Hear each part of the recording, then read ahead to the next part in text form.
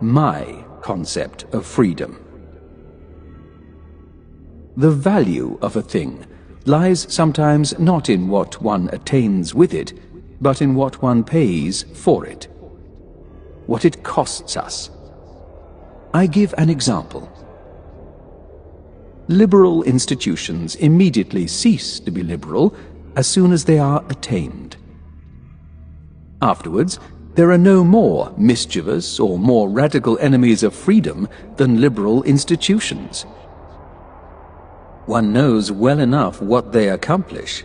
They undermine the will to power. They are the leveling of mountain and valley exalted into morality.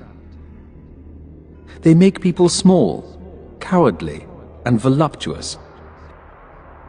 With them, the herding animal always triumphs. Liberalism, that means increased herding animals. The same institutions produce quite different results as long as they are fought for. They then, in fact, further the cause of freedom in a powerful manner. On looking more accurately, we see that it is warfare which produces these results.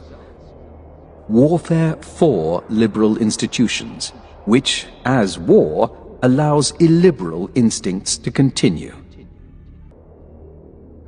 And warfare educates for freedom. For what is freedom? To have the will to be responsible for oneself, to keep the distance which separates us, to become more indifferent to hardship, severity, privation, and even to life, to be ready to sacrifice men for one's cause, oneself not excepted. Freedom implies that manly instincts which delight in war and triumph, dominate over other instincts. For example, over the instincts of happiness. The man who has become free, and how much more the spirit which has become free, treads underfoot the contemptible species of well-being dreamt of by shopkeepers, Christians, cows, women, Englishmen, and other democrats. The free man is a warrior. How is freedom measured in individuals as well as in nations? By the resistance which has to be overcome, by the effort which it costs to retain superiority.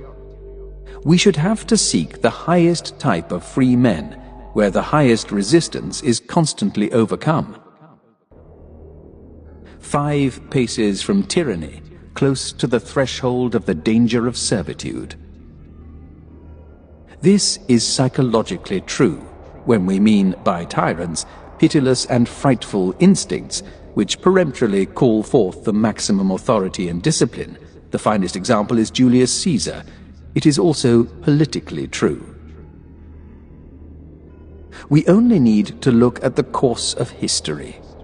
The people who were worth something, who became worth something, never acquired their greatness under liberal institutions.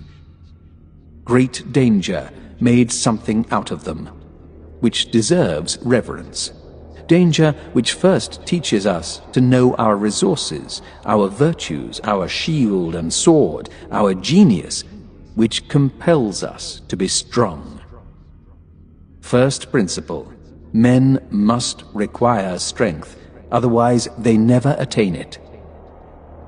Those great hot houses for the strong, the strongest species of man that has hitherto existed, the aristocratic commonwealths of the pattern of Rome and Venice, understood freedom precisely in the sense in which I understand the word, as something which one has and has not, as something which one desires, which one wins by conquest.